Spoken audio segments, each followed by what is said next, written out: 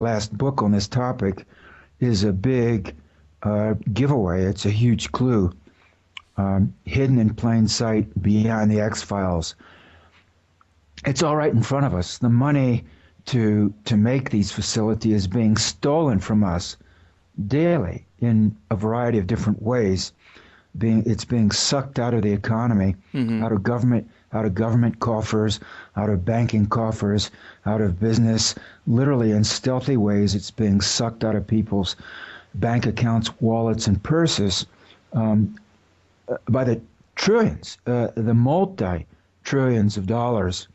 This is an ongoing theft. It's a scam of epic proportions. There's never been anything like this in history. That's the funding side of it. It's been going on for years, decades, actually.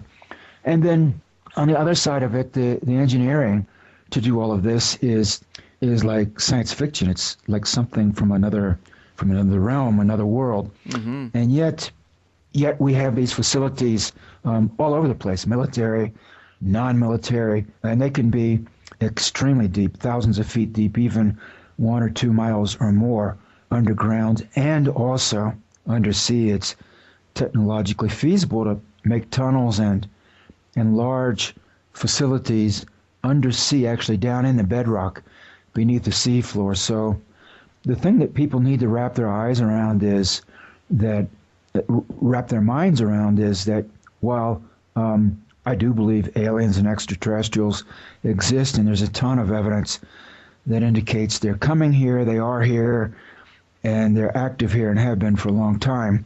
You don't need extraterrestrial engineering or expertise per se to build these huge, deep, sophisticated underground and or underwater facilities.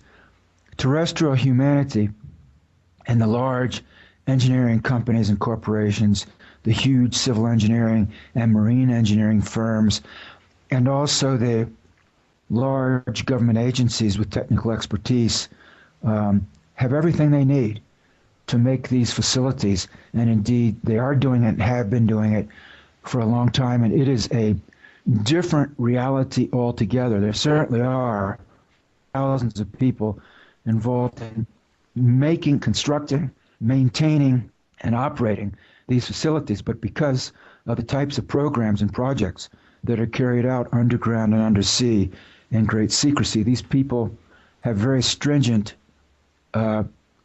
oaths, security oaths that they enter into, that they sign. And so very few of them say anything, and it's a wonder that, to me, that anyone has spoken. And during the course of my research, I've spoken with a whole wide range gamut of individuals, from the proverbial man and woman in the street right up to people right up reasonably highly placed in the alphabet soup mix of military-industrial espionage agencies. So are there any interesting or shocking details that you've uncovered about the actual construction of these bases? Because I've heard that some of them are burrowed out by large building-sized drills or connected underground by MagLev tube train systems. Well, the machinery for underground excavation and construction can be extremely large and powerful. The tunnel boring machines themselves are mostly electrically powered. And in the literature, the largest diameter of the cutting face of a tunnel boring machine, so-called TBMs, was about 55, 56 feet in diameter. And that's huge. Yeah. So you can imagine a machine that has a cutting face with a diameter of 55, 56 feet, the kind of horsepower, the sheer raw power and energy that it would take for that to grind its way through solid rock hundreds or thousands of feet beneath the surface. So and then the trailing apparatus behind that to carry away the rock debris that's ground away as these machines chew their way through solid rock. And all of that can extend hundreds of feet behind the actual cutting face of the machine. So you're talking about a machine that's like a huge, gargantuan, extremely powerful earthworm, basically, but it bores its way through solid rock. That's the basic tunnel boring machine, and there are hundreds, perhaps thousands of them being used all over the world. You could actually, if you have $500,000 extra dollars laying around, you could probably buy a used serviceable tunnel boring machine off the internet. Yeah, that is super interesting, man. Are these bases connected in any way underground, as far as you've seen, like with that type of maglev technology or any type of rocket train tube Well, well, technology? well, let me tell you, Greg, there are many stories about that, anecdotal stories that you will hear. And if you do a keyword search on the internet, you can probably come up with some of these stories about high-speed maglev trains and Mm-hmm. alien bases and connecting American military bases all over North America. What I can tell you from my research is that there was a concerted period of research in high-speed underground vacuum tube tunnel transport. By vacuum tube, I mean tunnels, long tunnels, hundreds, even thousands of miles long, from which the air has been evacuated, essentially making an extremely long, extremely large vacuum tube. Now, why would you do that? Well, it's so that when you send a high-speed train through the vacuum tube, there's no air resistance, and it can go much faster using less energy. So once you built a tunnel and it's airtight and you suck all the air out of it, you could send, of course, a sealed train through there, sealed so the passengers won't asphyxiate in a vacuum. But a sealed train you could send through at very high speed with no air friction whatsoever. Now, the what pops up again and again in the literature, and I discuss all this in my book, is the maglev technology, the idea that you would levitate the train cars, which would be spherical, on a magnetic field. And the magnetic field would be generated by electromagnetic coils that would be embedded in the floor of the tunnel. And you would have miles and miles of these electromagnetic coils, as many miles as the tunnel is long, and they would create a magnetic field, and then the train would float on this magnetic field, a couple of inches, 3 inches, whatever, Yeah. above the floor of the tunnel. And then once you've started to pulse the magnetic field, these coils, these electromagnetic coils buried in the floor of the tunnel, once you pulse the current through them, it would create a sort of magnetic wave, analogous to a wave on the sea, like surfers riding a cresting wave on the sea. Only in this case, you would have a train in a deep underground tunnel riding on a magnetic wave that would pulse down the length of this tunnel. And the train would ride that. You would pulse it as fast as you wanted the train to go. Now, is that clear? Do you understand what I'm telling Yeah, you there? absolutely. I've seen some futurists talk about it, but the idea that it's in existence now, that's pretty wild. Well, let's go back to the 1930s, to the Third Reich, because that's where it all started with a German engineer named Hermann Kemper, who came up with this idea of the Rohrbahn, which is exactly what I just described to you. Only he was prepared to do it with 1930s technology. And he published actually got a patent, a Reich's patent for it, and which I mention in my book, and I also have some diagrams of his proposed underground high-speed maglev train tunnel network in Europe, connecting the major capitals of Europe, Kaliningrad, which is now in Russia, I believe, Vienna, Paris, Bonn, Berlin, Hamburg, Zurich. It would go all over Europe. That was his plan. And using 1930s technology, He was planning for a train that would go 600 miles per hour underground, Wow. which is a speed which is faster than most commercial airliners travel today. So you understand that's like 80 years ago, and Yeah. 70 years ago, he was planning for that and writing about it, openly discussing it. Well, of course, World War II put an end to those plans, as far as I know, or did they? And who would know? Because at the end of World War II, so much about what happened in Germany in the 30s and 40s was classified, and a lot of it is classified to this day. So if he ever built anything like that, it was kept deep, top secret from that day until now. Right. The fact that starting in about the early to mid 60s and running up at least through the early 70s, but petering out by the late 70s, there was a lot of publicly published literature in the engineering, scientific, and military and government literature about building a very high-speed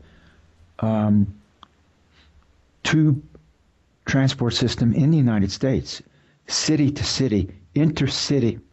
Military agencies were involved, civil engineering companies were involved, non-military government agencies were involved, think tanks were involved. It was a very high-level, serious scientific and engineering research effort. There was a lot of time and money put into this. And then, Greg, it all went away. Except that just a few years, I would say 5, 6 years after, the literature trail ran cold. It just all withered and died away. And that was when, by the late 80s, you started hearing rumors about a secret underground, very high-speed tunnel system. Isn't that funny? Definitely a correlation there. Yes, that's what I think. So my guess is all of the noise died down to a whisper, an inaudible whisper, and they meaning the power structure, the big engineering companies, the military agencies, some of the other government agencies, and of course there would have been banks and financial institutions involved in this, because carrying out a huge engineering project like that costs many billions of dollars. That is true. Hey, let me switch gears on you a little bit here. I want to talk about, we talked about these tunnels. We talked about the finances that have been funneled into the black budgets. I wanted to ask you about maybe what these tunnels can be connecting, because we hear so much about these bases. And as a show that handles a lot of fringe topics, there's very few threads that make my mouth water, like the stories of these stranger aspects that are going on in these underground bases. I'm very curious. I've also heard some rumors that go into the territory of saying there's full underground cities. Well, let me tell you, my research shows unambiguously that the larger of these facilities can accommodate thousands of people. So yeah, they are. One publicly known example would be Mount Weather, the big FEMA underground base beneath Mount Weather in Northern Virginia. This is outside of Washington, D.C. When you start to get into the Appalachian Mountains, it's in the front range of the Appalachians, and that's actually was started back in the 1950s and is still a major, very large operational base for the United States federal government, and it can accommodate thousands of people.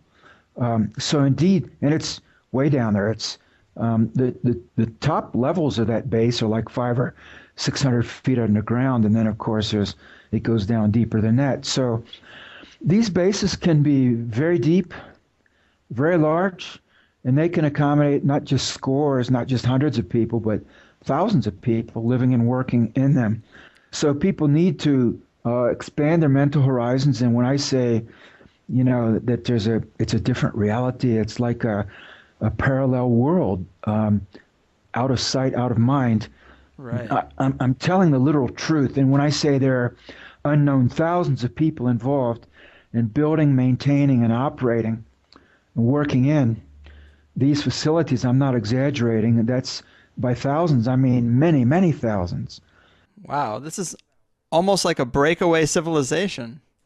It is, and people like Richard Dolan and Joseph Farrell and Catherine Austin Fitts have been talking about that, and I've been talking about that really myself for the last 20 years, without having ever specifically used that word. But it's like a parallel reality, and how can it be that you have so many thousands and thousands and thousands of people involved in constructing, maintaining, operating, and living and working in these facilities, and virtually none of them talk down to a man and a woman? Well, it tells you that what is going on is really highly secret, that it's very important for the people who are engaged in it, and that the penalties for talking must be extremely severe, Right. such that virtually no one does, and or if they do, they are shut up.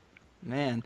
So, of course, they're trying to keep these things a secret. Have you ever been able to see beyond the veil to get any indication of what type of activities are going on? Because that's a lot of effort and energy to keep, obviously, some type of experimentation or something a secret. Well, let me tell you, sure, and not all of those bases are secret. Some of them are, and my research indicates clearly that there are secret underground installations. That's an incontrovertible fact. How many? I don't know. Where are they? I don't know, because they're secret, you see.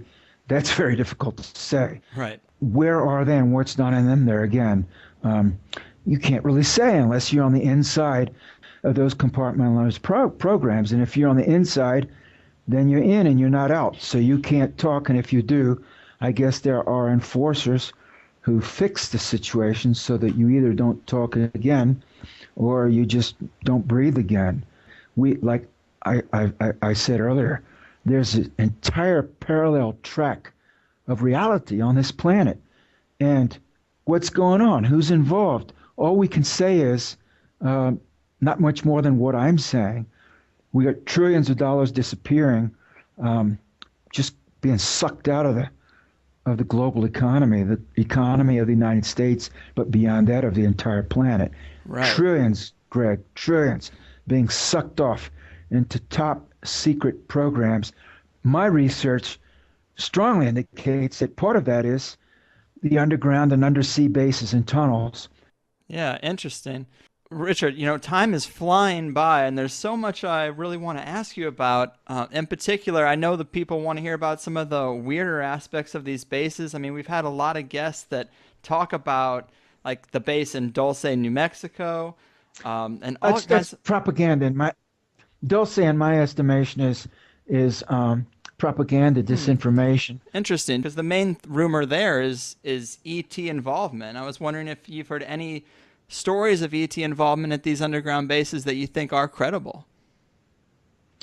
Well, I don't think the Dulce base stories are credible, in that I don't think there is a base, as the rumors and stories and legends describe, at or very near the small town of Dulce, New Mexico, which is just south of the border with Colorado. Are there secret underground bases? Yes. Are there aliens underground? I believe there are. Are there joint alien, top secret American military programs or projects underground? I think the anecdotal evidence strongly points in that direction, yes. Is the Dulce story as told true?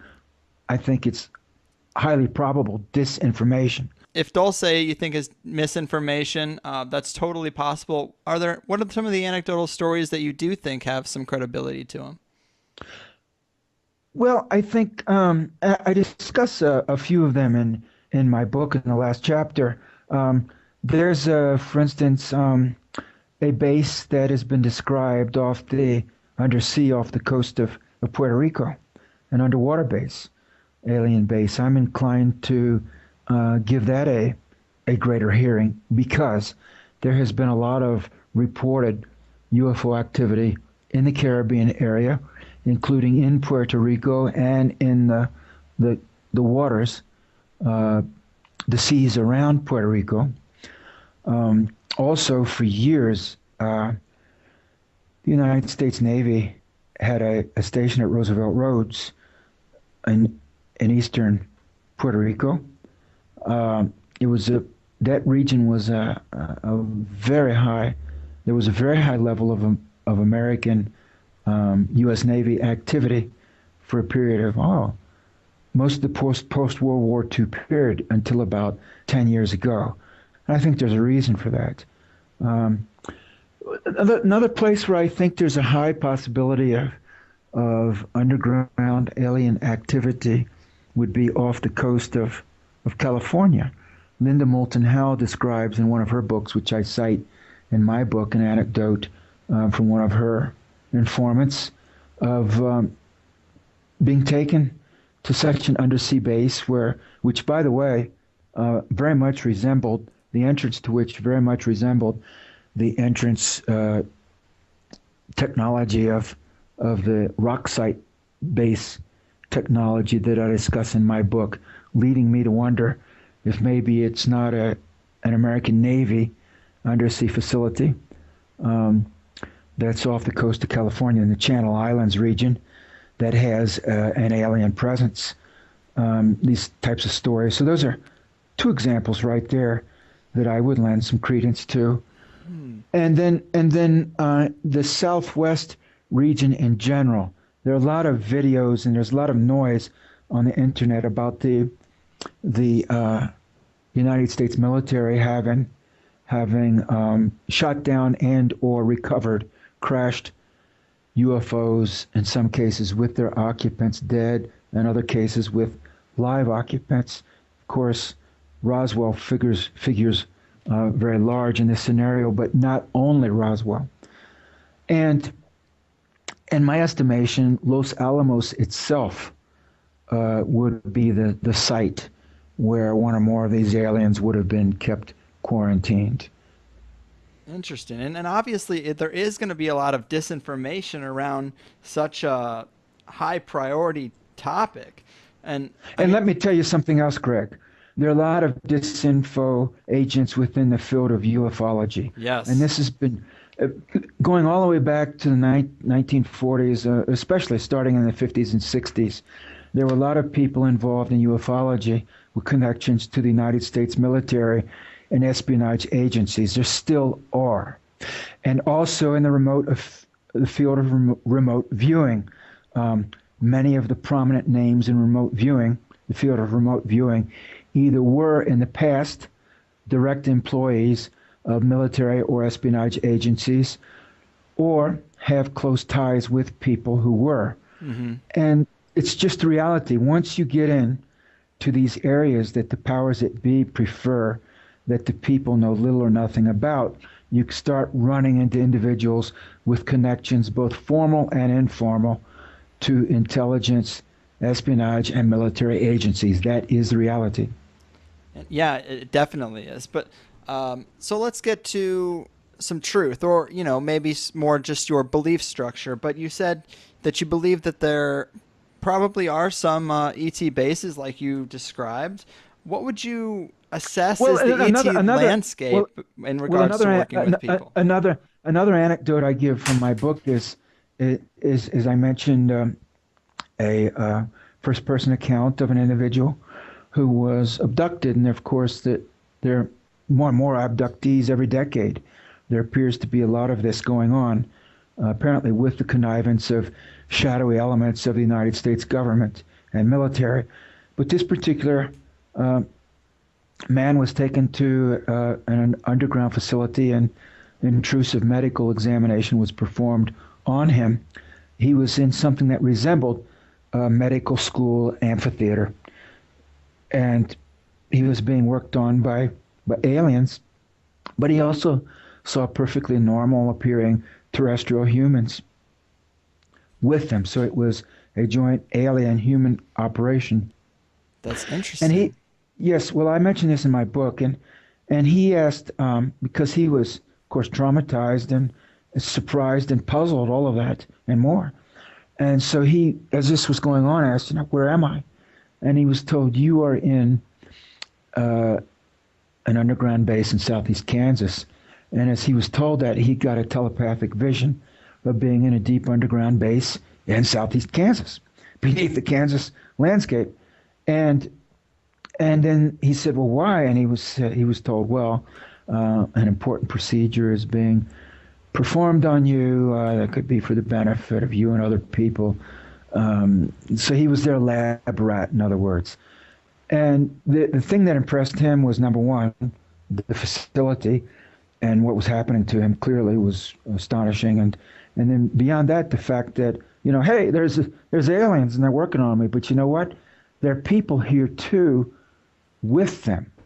So I have some of those stories in my book, and I accept that this is going on. I accept that this is part of the underground and underwater basis scenario.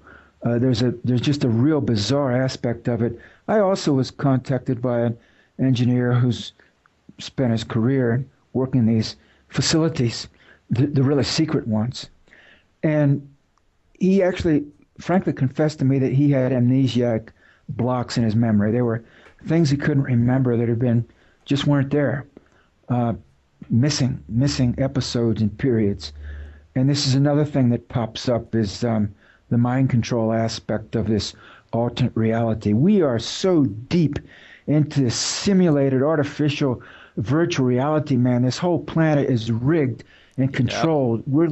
We're like in a high-budget Hollywood sci-fi production. It's like the whole planet is that way. Mm-hmm. But what he told me was that, and he told me, like in California, Colorado, Nevada, different places, there are these very deep, very large, extremely sophisticated, technologically cutting-edge manufacturing facilities that the military-industrial complex has established, such that if civilization, so-called civilization, is destroyed, they have the capability, using what's underground, to make whole cloth from beginning to end, a functional automobile, a functional jet airplane, or a train locomotive, or a microwave oven, or a television, a tabletop radio, a cell telephone. You follow me? Mm-hmm. To reconstruct industrial technological civilization, start from zero and start it all over again, without having to have a 5,000-year cycle of development, starting with, well, we'll rub these two sticks together and make a fire. They don't want to go back to that point. So if they blow up the entire world with nuclear war, or there's a pole shift, or asteroids, whatever, that one or more of these bases will survive, and that they will jumpstart technological industrial civilization, like basically from a mid-20th century, late 20th century start. So it's like, no sweat to them. They'll knock it all down, destroy it all, and start it all over again on their terms. And the other thing he described to me was, and I've never seen this in the open literature anywhere, and some of these bases, as he described to me, have entrance tunnels that may be 20, 30, 40, 50 miles away from where the base itself is. Interesting. Now, another area I wanted to ask you about. There's another yes, one more thing he told me, and this gets into the question of cyborgs, which has been discussed a lot in science fiction literature and science fiction films, and more we see discussion in the open literature of marrying DNA to electronic circuits, or wiring computers right into human brains. Right. Now, he has memories of working with what in vats, with what to him resembled large, like slabs of animal protoplasm, like a side of beef in a vat. But on the side of the beef would be a keyboard, but it was like a futuristic sci-fi kind of keyboard in which his hands and his fingers would exactly fit.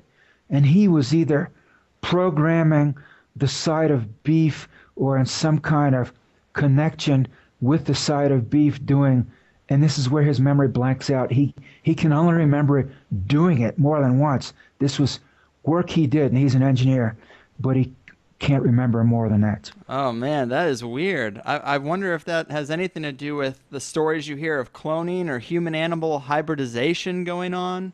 Far more than that. My guess would be, and I ran across this in some of my research back at Oak Ridge National Laboratory. This was already back in the 1990s. They were doing research where they would attach gold electrodes to DNA molecules, and the idea was to have an electronic contact between the DNA. In other words, they needed to have an electronic contact between the DNA and a supercomputer mainframe, so that you could either decode or read what was in the DNA or program the DNA. Wow. So my guess is they're well beyond that, probably creating their own DNA and programming it to do God knows what. And that could be done on a nano level, Yeah, a microscopic level. that's scary stuff, man. Have you heard any of those stories, or do you put any stock in the stories of human-animal hybridization at these underground facilities? Yes, I do. What can you tell us about that? That sounds super interesting. Well, what I can tell you is what I know from the open literature, that research in human-animal hybridization has been, and not only that, but transgenic hybrid biological engineering has been going on at least since the 1990s. And my guess is extending all the way back to the World War II period. I think the Japanese and the Nazis were involved in this, and probably the Americans too, at least since the 1930s and 1940s. In other words, I think the announcement by Watson and Crick of their discovery of the DNA molecule was probably, in a sense, disinformation too, and that the public announcement of it probably greatly lagged behind what was being done secretly by a period of years or decades. Yeah. And it's also true that the Department of Energy of the United States is the lead agency on this planet for research into the human genome, human DNA. Now, you would think it would be the Department of Health or I don't know, some major biological research institute. No, it's the Department of Energy. I'll tell you their public rationale for doing that. The public rationale is after World War II and the explosion of the first few atomic bombs, it was realized that radiation has a detrimental effect on DNA, on genetic material. So they needed to research that, and that's why they're so heavily involved in researching human DNA. That's the cover story, and there's some truth to that, no doubt about it. I believe the deeper reason is that essentially the most powerful energy in the universe is information. Mm-hmm. Energy at its essence is information. And when you're dealing with, for example, supercomputing, which the Department of Energy is massively involved in as well, you're doing nothing but transfer of information. It's the transfer of information that precedes the employ or release of energy in all cases. Mm-hmm. And early on, I think they realized when they began doing DNA research, the hyperdimensional quality of the DNA molecule. And when you're talking about the engineering of hyperdimensional realities, or merely accessing hyperdimensional realities, you were talking about the release or access to stupendous energies of all kinds, right? Imaginable and unimaginable. So you see, the DNA molecule is a hyperdimensional molecule. The Department of Energy is the lead agency on this planet into cutting-edge research into not only human DNA, but DNA in general.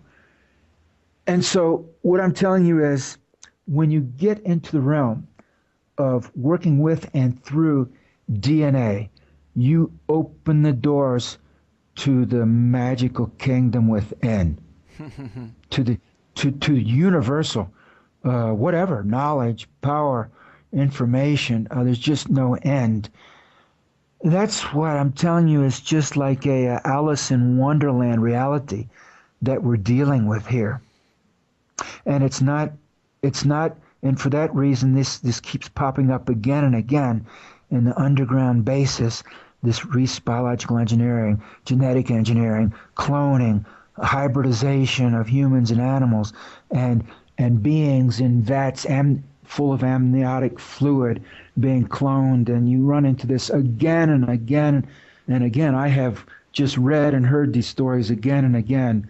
I believe that at least some of them certainly must be true. Man, that is fascinating. There is another area that I wanted to ask you about. There's a lot of speculation about wild things going on in secret chambers under the pyramids of Giza and the Giza Plateau in Egypt. Are you able to shed any light on what might be going on under the surface there? First of all, what you see in Egypt today are the highly, highly eroded and ruined remnants of a majestic civilization that existed there thousands of years ago. Pharaonic Egypt, in other words, dynastic Egypt, that for mainstream historians and Egyptologists begins about 4,500 years ago, or at the most 5,000 years ago, is just a remnant, as magnificent as that was. Right. Just a remnant of what went before, according to my research and my understanding. Because there was, before this dynastic Egypt that we know from our history books, another even more magnificent civilization. How far back that goes, I don't know. Having been there twice, my feeling is it goes back at least 10 or 15,000 years, and maybe 20, 30, 40, 50,000 years. When I first went, and I stood there and I looked at the Great Pyramid, just looking at it, immediately I knew everything I've been told in the history that I learned in school and that I've read about from mainstream Egyptology. Whatever the truth is, they're not telling it.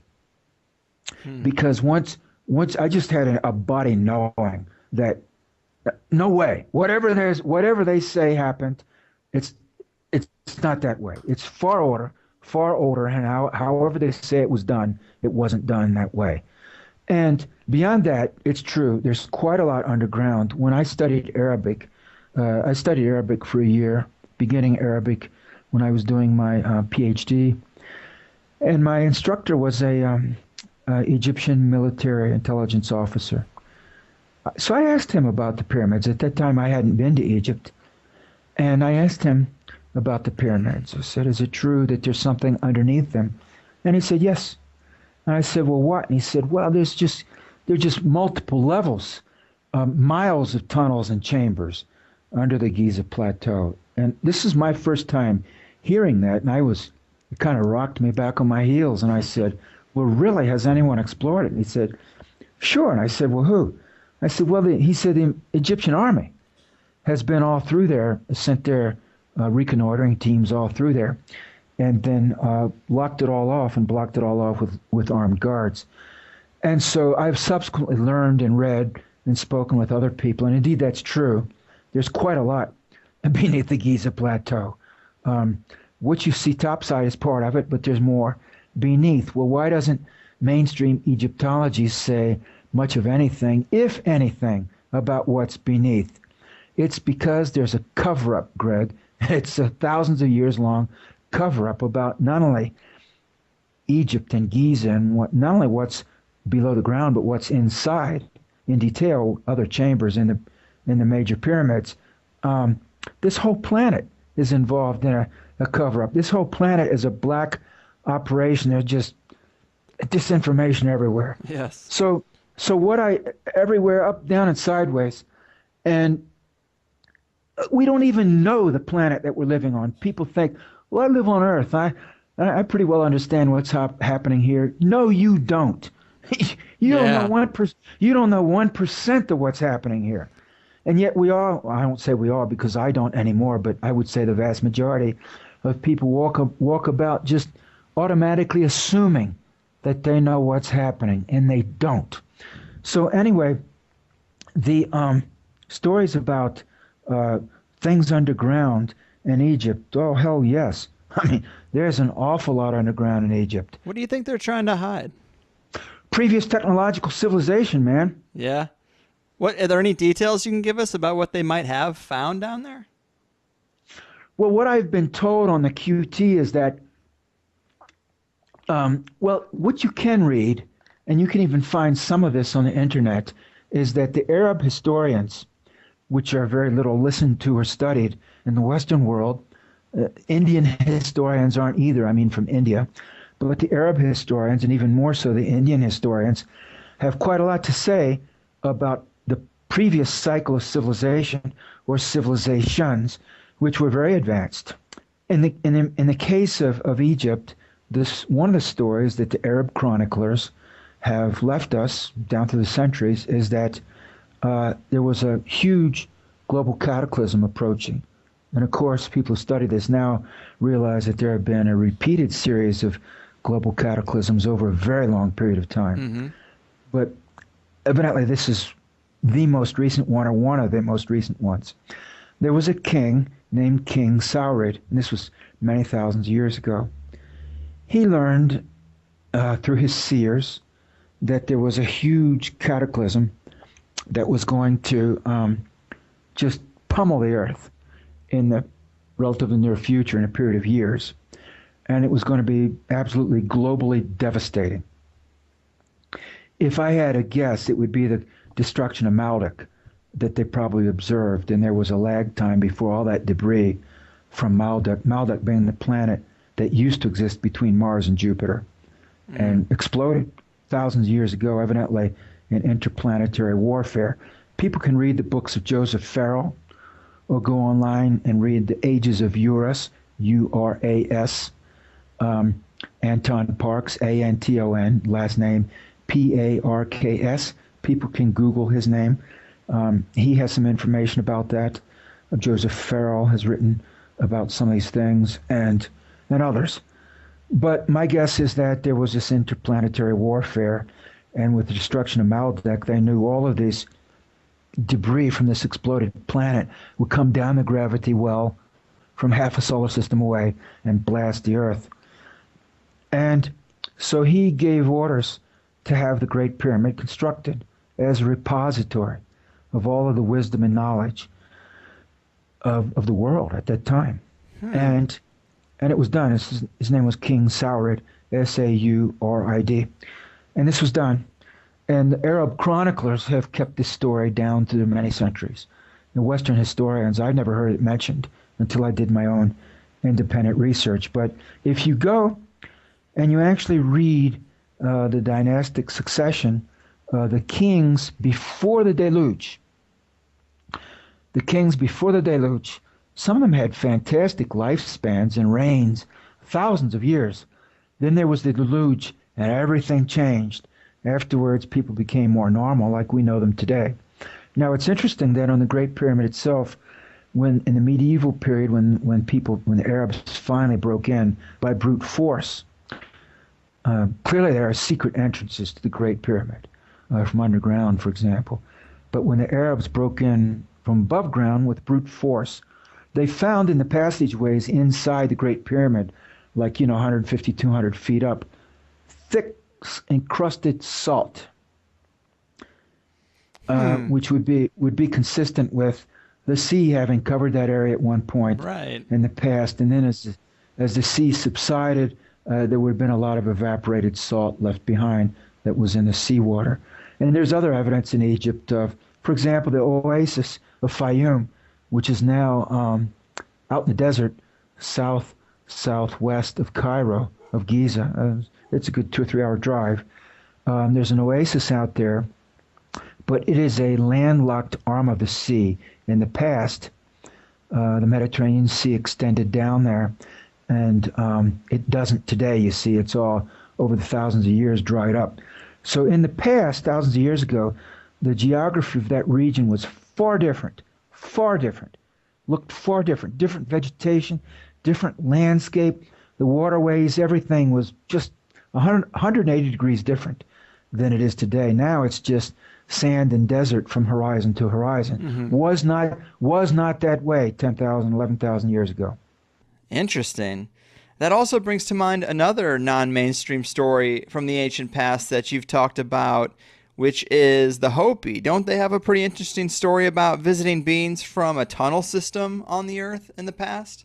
Yes, the Hopi, in the last, when the Great Deluge happened, when there was the last great planetary catastrophe, the Hopi say that they went and lived underground in the southwest United States with the ant people for a period of time until conditions on the surface were once again conducive to human life. And they came back out onto the surface through like a cave opening or a hole in the ground, and now live again on the surface after having spent a period of time underground, mind you, with the ant people.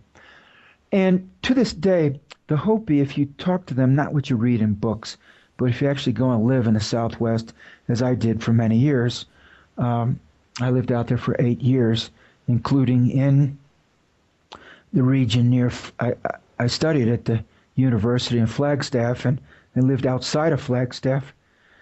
And I knew some Hopis and talked a little bit with them about the previous centuries and thousands of years. The Hopi went walkabout as a people, and they literally walked thousands of miles from Alaska to Tierra del Fuego, is my understanding, and all points in between. This was their task given to them by the Creator because they are caretakers of the earth. So they literally had to physically walk their garden that they're taking care of, so to speak. And then they came back to the southwest region. And one of their stories, and as they came back to the southwest, some of the different pueblos that you see in the southwest, at Mesa Verde, for example, in Arizona, at Walnut Canyon, different Chaco Canyon, different places in New Mexico, different places where you have these ancient pueblo dwellings. Their oral history, their private oral history, is that they would go and live at these places for 30, 40, 50, 60 years, and then they would be told to move, and they would go to another place and live there 50 years, 100 years, and then they would move around like that until they finally settled at the Three Mesa area where they are now. Their last stop before the Three Mesa area was at Wupatki, which is in between Flagstaff and the Three Mesas in northwestern Arizona.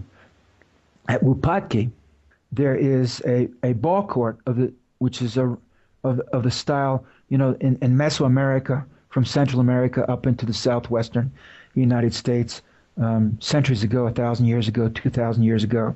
There was a ball game that they played where the male players used a kind of heavy rubber or leather ball, and they booted it with their hips through hoops that were at the ends or sides of the ball court. This game is not played anymore. Mm-hmm. And that is the most northern known ball court in the Mesoamerican ball playing region there at Wupatki. And right beside the ball court, there is a hole in the ground where the wind is always blowing in or out. It's an entrance to a vast underground cave system right there. Wow. I've gone many times. It depends on the air pressure. When there's low air pressure, the air blows out from underground. When there's high air pressure, the air blows into underground. And I mean days on end. And the story of the Hopi is that there's an underground area there where they lived. And when they came out in a hole on or near the side of the Grand Canyon. And that's the story. I believe it's true as told. Yeah, that's so interesting. I'm always fascinated by those old stories of intelligent species that might not even be human, that are from within the earth. There's a lot of old cultures that talk about that. It's a really interesting thread. Well, I don't think that the so-called terrestrial human race is the only technologically capable or so-called intelligent species on the earth. There are a lot of stories about large intelligent insect beings, large intelligent reptilian beings, and you even run into some stories about other intelligences, as in Was it Ionis, who was the fish man who came up out of the Persian Gulf and brought civilization to the ancient Sumerians and Babylonians thousands of years ago. And of course, there are stories of these aquatic humans. There are many stories about the mer people, mer meaning sea, the sea people who live underwater.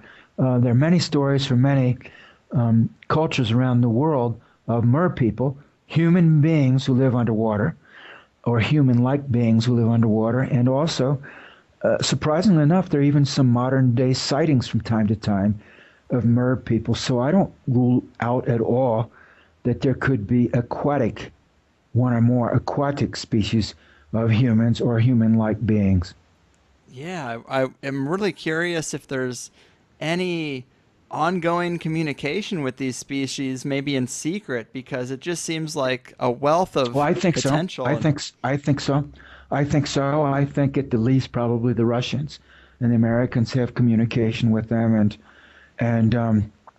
but you have to understand that this regime in Washington D.C. right now is so evil, and it's got its tentacles everywhere. Of course, it has allies in Wall Street, the city of London, Tel Aviv, Herzliya, different places. It's an evil neocon Zionist bankster cabal that they're taking. Frankly, Greg, they are taking this planet down.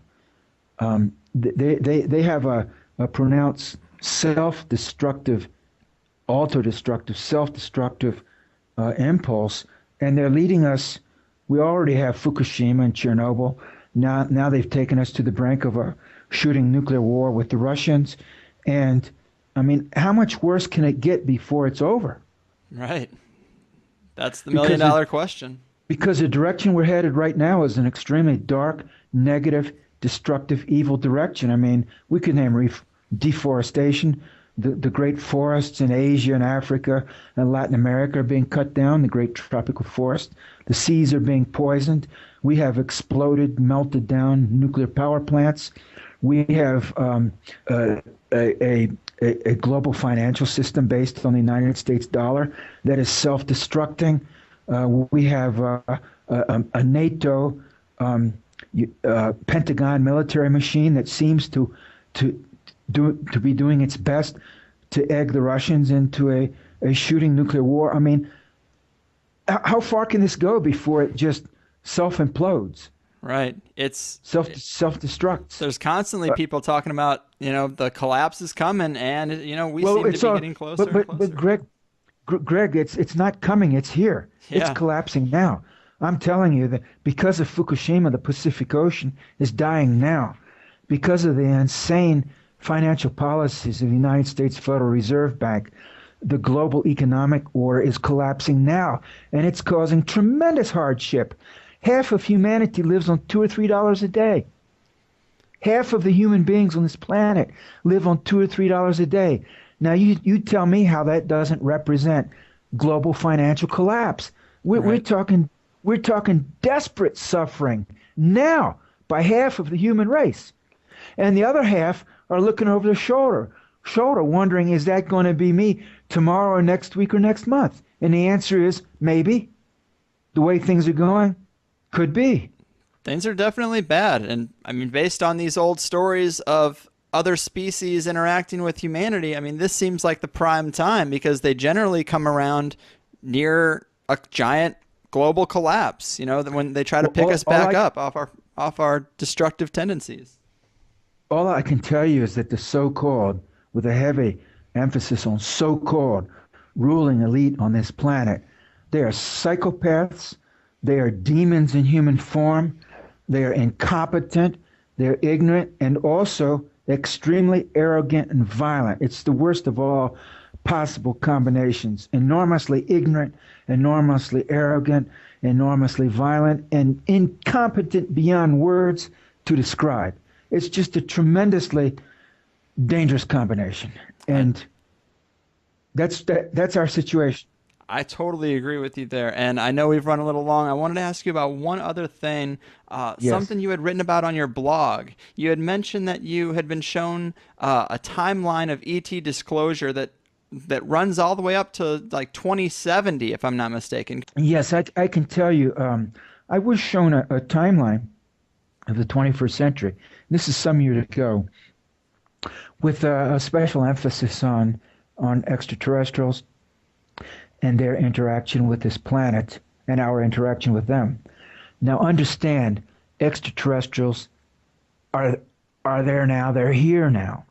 There are other planets with civilizations on them, and there have been for millions and billions of years. What I'm talking about is the opening of global mass society to these realities. The reality already exists. What doesn't exist is a mass awareness on the part of global humanity of the reality. For whatever reason, we have been put in a total state of ignorance and amnesiac forgetfulness and kind of sealed off from the rest of the galaxy. I don't know why, but we have been for thousands of years. And what I was shown is that as this century progresses, that is going to change. Exactly how it's going to change and who's going to do it and what their motivation is, I can't speak to that. There are many players and actors, both on the part of extraterrestrials. There are myriad extraterrestrial civilizations and factions with many different motivations and agendas. Just as on this planet itself, there are many different power factions with different motivations and agendas. So however that power faction aspect of it works out, I don't know. But what I was shown is that generally between now and about 2020, 2025, for all I know, it could happen this year. But over the next 10, 15 years, 10 years, say, there'll be more and more of an awareness of life on other planets and other civilizations such that it won't be viewed as strange anymore. It'll be more and more viewed as, oh yeah, everybody knows there are other planets and there's life on other planets. And hey, you know what? There's ET civilizations on other planets. That'll be the first step. And we're part of the way there already. I mean, there are more and more people with that kind of knowledge now. But it'll get to the point where it'll be, universal, where 90% or 95% or more of the average human being in, Botswana or Paraguay or wherever will say, oh yeah, I heard about that. That's true. That's true. I heard something about that last year, that there are people on other planets. It's weird, man, but yeah, evidently that's the case. That'll be the stage, okay? Yeah. So just about everyone will reach that point. And then beyond that, as we move deeper into the century, say by mid-century or before, there will actually be open contact with these civilizations, one or more, such that there would be something like an exchange of ambassadors or guests, or I don't have a precise word to describe what I'm trying to convey to you, but that there will be one or more of Earth humans going there, one or more of them coming here, but it'll be done openly. Integration. I'm pretty sure that's happening. Well, no, not on a mass societal basis. There'll be representatives, small numbers of representatives. It'll be more like diplomatic exchange, or very limited cultural exchange, or scientific exchange, or anthropological exchange, or whatever word you want to give it. But there won't be like space liners carrying 300,000 people from Earth to there and vice versa. I'm not talking about that. But it'll be to the point where people will say, oh yeah, I heard about that, and we sent a representative over there. Crazy, man, that's 300 light years from there. But yeah, we sent a representative there. And it may even be like on network television or the internet or whatever. And that'll happen very publicly and openly. I believe that that's happening secretly and has been for decades. But it'll be open to the public. And then by most everyone will be aware of it. And then, and that'll have a tremendous effect culturally and socially, spiritually, and in every respect. And then later in the century, after mid-century, roughly the period 2060 to 2075, thereabouts, there will be something like commercial exchange, trade relations established. But understand, I don't think there'll be like freighters full of petroleum going to Alpha Centauri, or Yeah. or 600 million tons of gold ore and things like that. I believe the trade would involve things like art, probably art, or Flora and fauna, maybe. genetic protoplasm, Hmm. DNA, things like that, or certain isotopes on Earth, minerals, maybe mineral samples, beautiful examples of gems and things like that that are unique to Earth. Every planet is different, and Yeah. so, but what would be important to another race, another species of life, another civilization on another arm of the Milky Way galaxy? I don't know. You see, they're alien. They're different. So Right. I couldn't say, and vice versa. What of theirs would appeal to us and have great cachet or importance? So I think um, there'll be a tremendous leavening effect here. It'll cause tremendous ferment and growth in human society and human mentality, and so in general, the trajectory will be in that direction as the century unfolds. Now, for us to realize that, we have to survive as a species. And if we don't get nuclear technology, number one, under control, we are done for, Right. because it will take us down.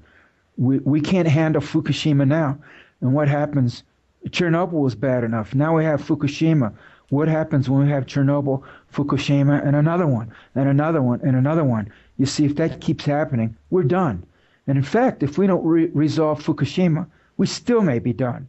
Yeah. So, in order for this reality to unfold, we humanity must have a global racial awakening, and we have to utterly, completely reject nuclear technology at the least, because we can't handle it. Yeah, that is fascinating info, and I hope that we live to see that day. Can you tell what the source was for that timeline?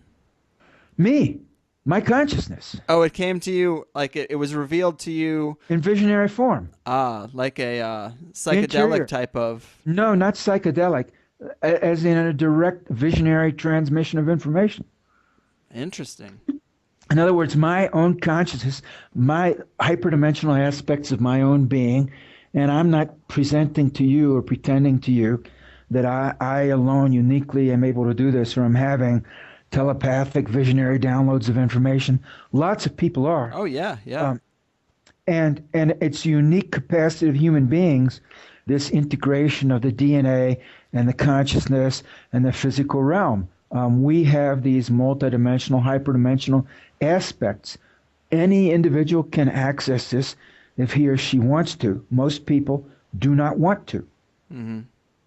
Yeah, yeah, we've been down that road before, and that's an interesting topic as well. But I know I've taken up a little bit of your time, more than you had expected. But so that pretty much does it for us, Richard. It's been a fascinating conversation. I always love hearing about what's going on at these secret locations. It's just so hard to know what's the real deal, and I wish I could better understand the ET human partnership that seems to be a big factor in it. But I really appreciate all your work. Would you like to tell the folks about what you're working on next, or your website, before I cut you loose?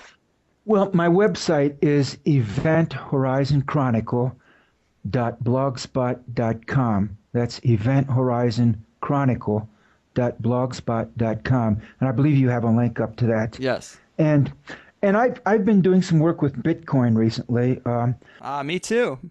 Not just because, well, I can exchange some links with you later if you don't mind, Sure. but not just because it represents a way to generate some income, which it does, and it has earned me a little money, but because I think that the cryptocurrency technologies, not just Bitcoin, but there are many others. There's Litecoin, there's Dogecoin, and there's just a whole Feathercoin.